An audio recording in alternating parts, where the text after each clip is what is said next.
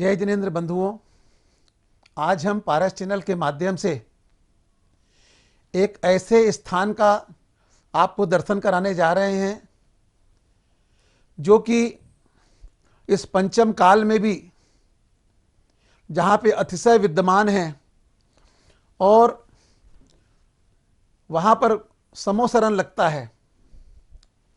झांसी जिले के अंतर्गत झांसी से 120 किलोमीटर दूर एक छोटा सा गांव है और जिस गांव का नाम है तोड़ी फतेहपुर।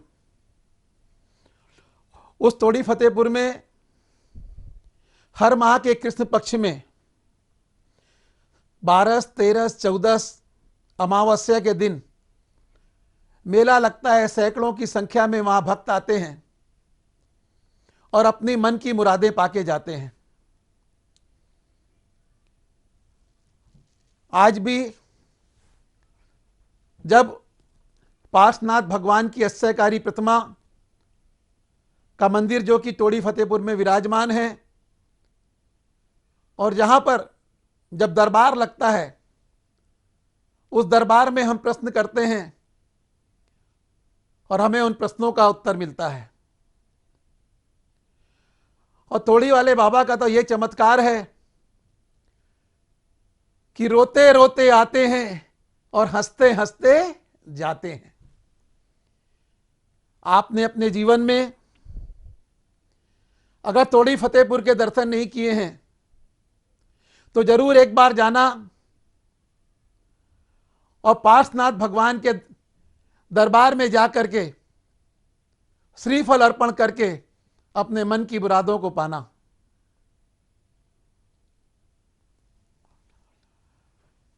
एक ऐसा दरबार जहां सब बीमार व्यक्ति आता है वो स्वस्थ होके जाता है, जो लंगड़ा के आता है वो चल के जाता है। कहते हैं किसी का कैंसर ठीक हो रहा है, कई प्रकार की आदि व्याधि दूर होती है। ऐसा दरबार तोड़ी वाले बाबा के दरबार में आप जरूर आएं और आइए हम वहाँ तोड़ीपुर वाले बाबा के प्रवचन और आपको वहाँ के दर्शन कराते हैं पारस चैनल के माध्यम से। आप देखते रहिए तोड़ी वाले बाबा अश्चर्यकारी भगवान पार्श्वनाथ भगवान के दर्शन कर अपने जीवन को धन्य करें। जय जिनेंद्र। उत्तर प्रदेश के जिला झांसी में मऊरानीपुर के समीप स्थित अतिशय क्षेत्र तोड़ी फतेहपुर एक ऐसा अद्भुत क्षेत्र है जहां देवभूत अतिशयों का आज भी प्रत्यक्ष देखा एवं अनुभव किया जा सकता है तथा जहां मात्र वीतरागी जिनेंद्र भगवान के अलावा अन्य किसी भी प्रकार के मिथ्यात्व पोषक देवी देवताओं की पूजा भक्ति आदि न होती है और न ही प्रत्यक्ष अथवा परोक्ष रूप से ऐसी प्रेरणा दी जाती है, बल्कि दृढ़ता पूर्वक गृहीत मिथ्यात्व पोषक क्रियाओं रागी देवी देवताओं आदि की मान्यता को छुड़ाकर वीतरागी देव शास्त्र गुरु का सदाचारी श्रावक बनने का रास्ता बताया जाता है। क्षेत्र पर आज भी रत्न वृष्टि देखने को मिलती है। वर्ष 2021 के भाद्र पक्ष में क्षेत्र पर अढ़ाई द्वीप विधान संपन्न किया गया। नियम त्याग पवित्रता एवं श्रावकों द्वारा लगातार एक अन्न का भोजन किया गया, जिसके फलस्वरूप हवन की पूर्णाहुति के कुंड से लगातार घी का निकलना प्रत्यक्ष चमत्कार को दर्शाता है। देखो, आज तुम अपने से परेशान नहीं हो, तुम अपनी कुबुद्धि और कुदेश से परेशान हो।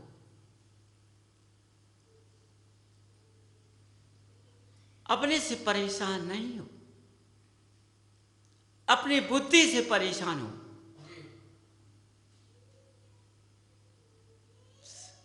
समझिए, यदि अपने कुल खानदान के अंदर, अपने गृहस्थ के अंदर छोटे बड़े का महत्व होता है, यदि छोटे बड़े की बात को टाल देते हैं, वहां धर्म नहीं होता है। ये भी समझ लेना, क्योंकि धर्म में ही व्यवहार होता है और व्यवहार में धर्म होता है। समझिए, आज जिन घरों में मर्यादा चली गई है वहां धर्म नहीं है, क्योंकि विनय नहीं होता है। चारों तरफ से परेशान हो जाते हैं।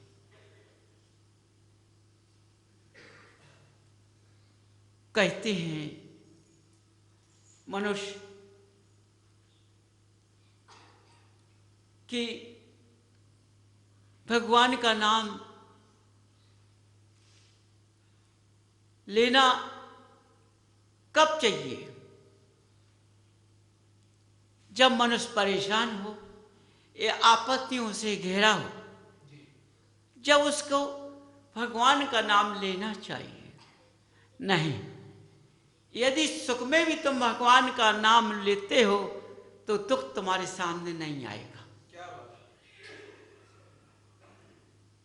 इसलिए तुम सुख में भगवान को भूल जाते हो, इधर उधर के रास्ते को लेकर के उन भगवान को मान लेते हो, क्योंकि इन भगवान मानने के लिए स्थान का महत्व देखना पड़ता है, हमें समय देना पड़ता है। और जो रास्ते में चलते हुए भगवान मिलते हैं उन्हें समय नहीं देना पड़ता है, क्योंकि वो तो हाथ जोड़ने से ही काम बन जाते हैं। लेकिन ये नहीं सोचते कि मैंने हाथ तो जोड़ लिया है, लेकिन मेरा हाथ जब जुड़ा है तो इन्होंने मेरे पर वास कर लिया है, हमारी बुद्धि का प्रकाश खत्म कर दिया, ऐसा चक्र मेरे ऊपर चला दिया कि हमारी बुद्धि सारी फिर गई। हमें फिर धर्म रास्ते पर आने के लिए रास्ता नहीं मिला, समय नहीं मिला। आज चारों तरफ देखा जाए, मनुष्यों को जिनालय आने के लिए समय नहीं मिलता है। यदि जिनालय आता भी है तो भगवान का दर्शन भी समय से नहीं करता है। यदि भगवान का दर्शन कर पूजन करता है तो उसका मन पूजन में नहीं लगता है, कहाँ रखा रहता है? ये तो स्वयं उससे पूछो, कहाँ रखा है? करता जरूर है, इतने जल्दी करता है कि क्या बताऊं। अरे यदि मैं पूजन सही से कर लूं, भगवान की भक्ति सही से कर लूं, यदि 24 घंटे के अंदर यदि 2 घंटे हम जिनालय में देते हैं, 1 घंटे संध्या समय देते हैं, 21 घंटे बचते हैं। ये 21 घंटे 3 घंटे में तुम्हारा 21 वर्ष का काम कर देंगे। समझो,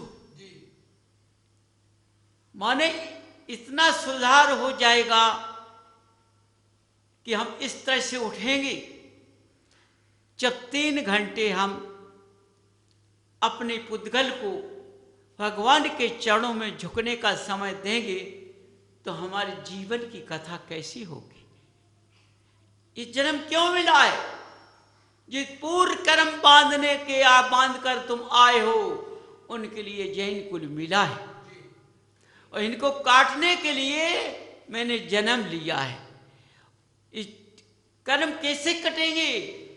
जब भगवान की हम भक्ति करेंगे, उनकी हम साधना करेंगे। साधना कैसे होगी? तप त्याग से होगी। सोचो, तो आज मनुष्य देखो कहां कहां कितने बड़े बड़े तुम्हारे क्या होते हैं, आप लोग करते हैं। मनुष्य वृक्ष खाता है, समझो सौधनबिंद की पदवी को ग्रहण कर लेता है, विद्वान उससे अवक्ष का बात करते हैं तो विद्वान से क्या कहता है कि वह नहीं छूट सकता है, उसके बिना मेरा चलता ही नहीं है। बताओ सौधम इंद्र किससे बना है? बोली से बना है, पैसे से बना है। वह पैसा उसका कैसा था? काला था। वो काले से सौधर्म इंद्र बन गया। तो उसको समझाते हैं विद्वान लोग कि कुछ दिन के लिए तो छोड़ ले, वर्षों की बात करके कुछ दिन के लिए तो छोड़ ले। तो क्या कहता है, ठीक है मैंने 15 दिन एक माय के लिए मैंने अवक्ष नहीं खाऊंगा। इसके बाद तो क्या उस पर तालियां बज जाती हैं। एक माय को छोड़ दिया उसने। समझो एक माय छोड़ने के लिए तालियां बजती है, जबकि मैंने जन्म लिया है उस कुल में तो ऐसा लिखा ही नहीं है। उसमें तो हमेशा के लिए लिखा कि अवक्ष का वास ही नहीं होना चाहिए। 1 महीने का नहीं लिखा। तो देखो मनुष्य अपने रास्ते का भूल गया है, अपनी क्रिया को भूल गया है। और विद्वान उस लक्ष्मी के चक्कर में उस विद्वान की बुद्धि चली गई है। तो वो भी कहता है चलो 15 दिन के लिए छोड़ लीजिए, 1 महीने के लिए छोड़ दीजिए। बहुत बड़ी बात है, बहुत बड़ी बात कहता है। अरे क्या बड़ी बात है? ये बड़ी बात है। अरे जीवन भी उसका त्याग कर दे तो कोई बड़ी बात नहीं है। उसने अपने कुल खानदान का ध्यान किया है, इसलिए हमारे घरों में अवक्ष नहीं आना चाहिए। वहां ही देवादेव अरुणदेव का वास होता है, वहां तंत्र मंत्र का वास नहीं होता है। देखो मनुष्य कहता है आज मंत्रों से आह्वान करके हर कार्य को करता है। इस मंत्र की समझदारी कितनी है? ये कितने समय तक ये मंत्र पवित्र रहता है? यदि मनुष्य कुछ ताबीज बना देता है या किसी लोटे में तंत्र मंत्र का वास करके लोटा रखता है, कोई क्रिया भी करता है, इस मंत्र का समय 3 मिनट का है। 3 मिनट के बाद में ये लोटा का मंत्र खाली हो गया, अपवित्र। जो ताबीज बना है वो अपवित्र। समझो इतनी केवल 3 मिनट की मर्यादा होती, इसके बाद कोई मर्यादा नहीं। एक मनुष्य पहनते हैं हाथों में का है ना, कुगरू को देख के मंत्र पहनते हैं। ये हमेशा शरीर के पसीने से धुपते हैं, तो इन पर विश्वास नहीं करना चाहिए। कोई भी कितना भी तंत्र मंत्र, जहां मनुष्य वितरागता को नमन करता उस पर तंत्र मंत्र का वास नहीं चलता है।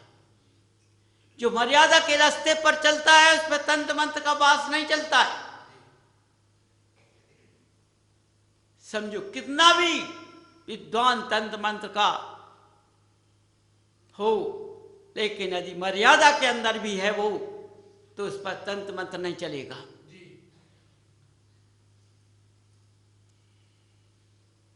किस पर चलता है? जो मिथ्यात्व मार्ग पर चलता है। ये सारी क्रिया वहीं होती है। इसलिए आज मनुष्य चारों तरफ टक्कर खा जाती है। समझिए इसलिए बंधुओं, अपने पुद्गल को इतना पवित्र बनाओ कि हमारा तंत मंत किसी का मेरे पर वास न चलने पाए। जब तुम्हारे अंदर नहीं चलने पाएगा तो मकान में कैसे आ जाएगा? मकान में नहीं आएगा। आते हो चारों तरफ से मनुष्य घिरा हुआ है। हर एक को अपने स्थान से चलना चाहिए, अपने रास्ते पर चलना चाहिए। उसको गर्व होना चाहिए कि मैंने जैन कुल में जन्म लिया, वीतरागता का दर्शन मिला है, भगवान का दर्शन मिला है, मैं इस रास्ते से चलूं। समझो, लेकिन मनुष्य किस में डूब गया है? जरा सी सुख में। सोचो, जरा सी सुख में डूब गया है। और जरा सा सुख कितने समय का होता है?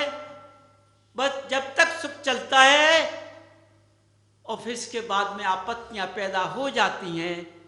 सोचो, सुखी मनुष्य सुख के रास्ते पर चलता हो और दुख के रास्ते पर आ जाए, हर व्यक्ति जब उसको देखेगा तो क्या कहेगा कि अरे, अभी तो आप सुखी थे, आज क्या हो गया?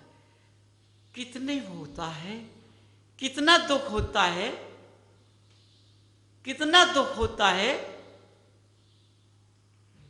कि हम जब रास्ते पर थे, जब सुखी थे और रास्ते से गिरा, दुखी हो गए। इसलिए बंधुओं, तुमने क्षणिक सुख का वास किया है, इसलिए तुम्हें सुख और दुख का सामना करना पड़ रहा है।